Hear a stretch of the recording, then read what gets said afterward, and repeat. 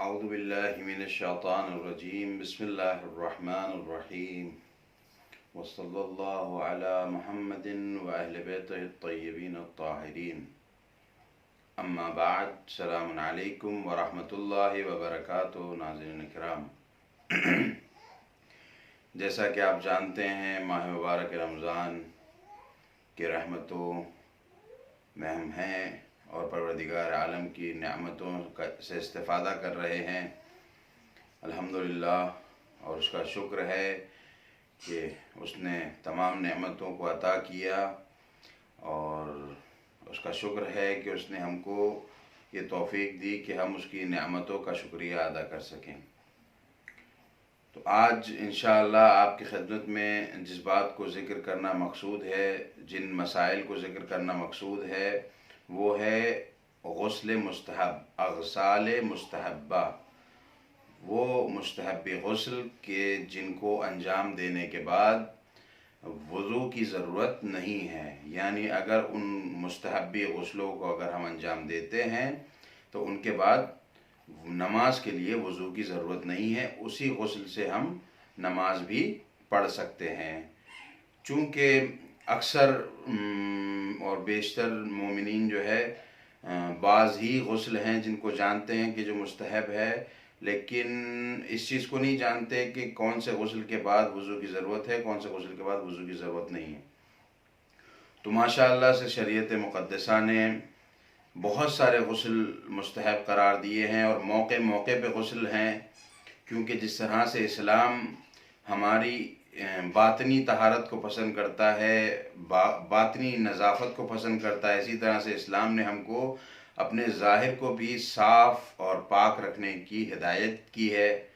तो अब हमारा फ़र्ज़ ये है कि हम भी जो है जिस तरह से तालीमात इस्लाम है उसी पे अमल करके अपने ज़ाहिर और अपने बातिन को पाक और साफ़ रखें, ताकि अपने परवरदिगार आलम से बेहतरीन तरीके से करीब हो सकें और अहले बैत अलैहिमुस्सलाम से करीब हो सकें, उनका क़ुर्ब हासिल कर सकें। तो मेरा मकसूद मुस्तहबी गुस्लों को बयान करना है, उन गुस्लों को कि जो समाहत आयतुल्लाह उज़्मा सैयद अली सिस्तानी हफ़ज़हुल्लाह के नज़दीक जिन गुस्लों का इस्तिहबाब साबित है, उलमा इकराम मराज एज़ाम ने बहुत सारे गुस्लों को मुस्तहब करार दिया है और आयतुल्लाह उज़्मा सैयद अली सिस्तानी साहब के यहाँ भी बहुत सारे गुस्ल मुस्तहब है, लेकिन वो गुस्ल मुस्तहब जिनके बाद वज़ू की ज़रूरत नहीं है। एक कायदा भी ये है कि वो गुस्ल जिनका इस्तिहबाब साबित है और उसमें किसी भी तरह की कोई शक व शुबा की गुंजाइश नहीं है, उन गुस्लों के बाद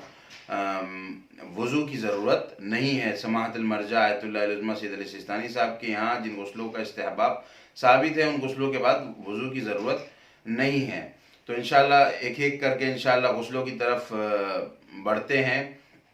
तो सबसे पहले जो गुस्ल है वो गुस्ल जुमा है, कि जिस गुस्ल को हम हर जुमा अंजाम देते हैं। और इस गुस्ल को सिर्फ आपसे एक और गुजारिश कर दूं कि सिर्फ आप इस गुस्ल को मत अंजाम दें। इस गुस्ल को अंजाम देने के बाद मफातिहुल जिनान में एक दुआ है, एक कलमा है, उसकी भी तिलावत करें। जो शख्स गुस्ल जुमा करके मफातिहुल जिनान में जुमा के आदाब में आमाल में उसको जिक्र किया है, उसको अगर करता है तो वो अगले जुमा तक गुनाहों से पाक व पाकीज़ा रहता है। तो आप मफातिहुल जिनान में उस की तरफ रुजू कर सकते हैं। और गुस्ल जुमा का वक्त जो है तुलुए फ़ज्र से गुरूब शम्स यानी सूरज के डूबने तक है, ये वक्त है। और उसके बाद जो है इसका अव्वल वक्त क्या है रोज़े जुमा के गुस्ल का, गुस्ल जुमा का, वो आयतुल्लाह सिस्तानी साहब हफ़ज़हुल्लाह के नज़दीक जो है उसका वक्त जो फ़जीलत वाला वक्त है वो ज़वाल से करीब का वक्त है, अज़ान से पहले का वक्त है। इसके अलावा इस गुस्ल को एक दिन पहले भी अंजाम दिया जा सकता है, अगर पानी के न होने का इम्कान हो जुमा के दिन, इस गुस्ल की फ़जीलत को मद्देनज़र रखते हुए, और एक दिन बाद भी अंजाम दिया जा सकता है। तो इंशाअल्लाह, लेकिन ये मौका तो नहीं आता तकरीबन। तो बहरहाल मोमिनीन से गुजारिश है कि बर वक्त गुस्ल को अंजाम दें, उसकी फ़जीलत को हासिल करें, अपने ज़ाहिर और बातिन को उससे पाक और साफ़ करें। दूसरा गुस्ल जो ज़िक्र करना मकसूद है, दूसरे जो गुस्ल हैं और इस गुस्ल की बहस को इस मुबारक महीने में इसलिए जिक्र कर रहा हूँ ताकि जो है क्योंकि इस माह मुबारक में बहुत सारे ऐसे 6 गुस्ल ऐसे हैं कि जो मुस्तहब हैं और जिनके बाद वज़ू की ज़रूरत नहीं है, इस वजह से ख़ास तौर से जिक्र कर रहा हूँ। और जो दूसरे गुस्ल और इस माह मुबारक से मुतालिक जो गुस्ल हैं वो हैं, पहली रमज़ानुल मुबारक की शब का गुस्ल, उसके बाद जो है 17 रमज़ानुल मुबारक की शब का गुस्ल, उसके बाद 19 रमज़ान की शब का गुस्ल, 19 रमज़ान मुबारक की शब का गुस्ल मुस्तहब है, 21 रमज़ान मुबारक की शब का गुस्ल मुस्तहब है, 23 रमज़ान मुबारक की गुस्ल का सब गुस्ल मुस्तहब है, 23 रमज़ान मुबारक की शब का गुस्ल मुस्तहब है, उसके बाद 24 रमज़ान मुबारक की शब का गुस्ल मुस्तहब है। तो इस माह मुबारक के रमज़ान में 6 गुस्ल हैं जो मुस्तहब है, जिनके अंजाम देने के बाद वज़ू की ज़रूरत नहीं, और ये गुस्ल शब में है। पहली रमज़ान मुबारक की शब, 17 रमज़ान मुबारक की शब, 29 रमज़ान मुबारक की शब, 21 रमज़ान मुबारक की शब, और 23 रमज़ान मुबारक की शब, और 24 रमज़ान मुबारक की शब।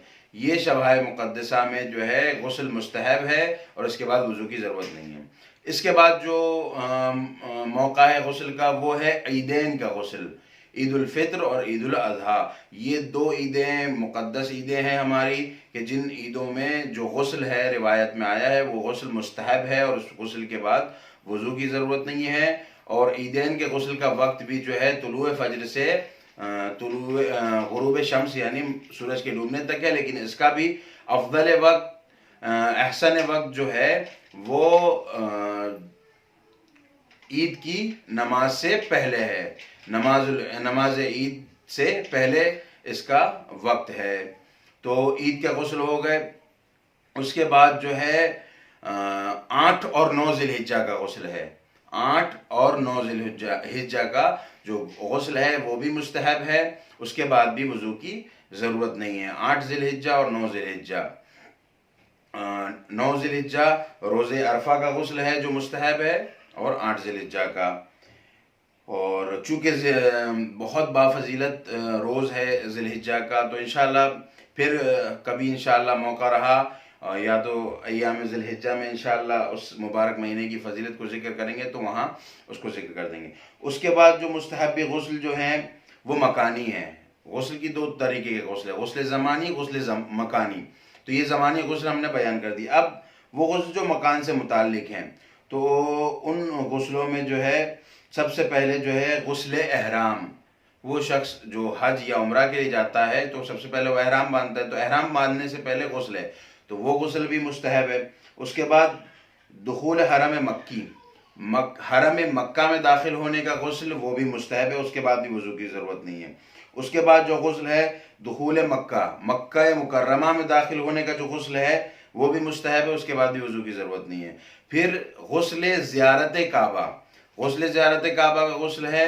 उसके बाद गुस्ल दुखूल काबा, काबे मुशर्रफा में दाखिल होने का जो गुस्ल है वो भी मुस्तहब, उसके बाद भी वज़ू की ज़रूरत नहीं। उसके अलावा गुस्ल नहर और गुस्ल ज़िब्ह, यानी गुस्ल नहर और गुस्ल ज़िब्ह कुर्बानी वाला गुस्ल, यानी जो ईद के दिन जो हजरात हाजी हजरात मक्का मुकर्रमा में होते हैं और अरकान हज में से एक रुकन को कि जो कि कुर्बानी है उसको अंजाम देते हैं, तो उसके बाद जो गुस्ल है वो भी मुस्तहब है, उसके बाद भी वज़ू की ज़रूरत नहीं। उसके बाद गुस्ल हल्क, ये भी एक रुकन और अरकान में से हज के है कि जिसके बगैर हज मुकम्मल नहीं होता, बालों को मुंडवाना। उसके बाद भी जो गुस्ल है वो भी मुस्तहब है, उसके बाद भी वज़ू की ज़रूरत नहीं है।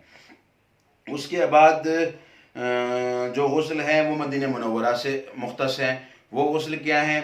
उनमें जो गुस्ल है दुखूल हरम मदीना मुनव्वरा एक गुस्ल मुस्तहब, फिर उसके बाद दुखूल मदीना मुनव्वरा में दाखिल होने का गुस्ल 2, फिर उसके बाद जो गुस्ल है गुस्ल मस्जिद नबवी में दाखिल होने का जो गुस्ल है वो भी मुस्तहब है।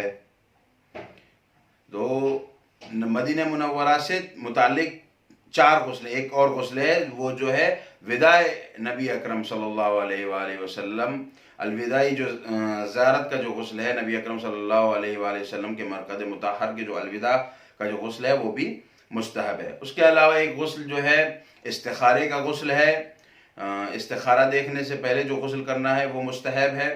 उसके बाद जो गुस्ल है, गुस्ल मस मैयत, किस मैयत को मस करना? जो मैयत गुस्ल शुदा है, जिस मैयत को गुस्ल दे दिया गया है, यानी एक मैयत है जिसको उसके जो 3 गुस्ल हैं वो तीनों देने के बाद मैयत को रखा हुआ है, अब जाके अगर हम उसको मस करते हैं, छूते हैं, तो उसके बाद गुस्ल करना मुस्तहब है। तो अगर कोई मस करता है मैयत को तो गुस्ल करे, और उसके बाद अगर नमाज पढ़ता है तो वज़ू की ज़रूरत नहीं है। और एक गुस्ल मुबाहला है, अपने दुश्मन से मुबाहले के लिए जब जाए तो उसके लिए जो गुस्ल है वो गुस्ल भी मुस्तहब है।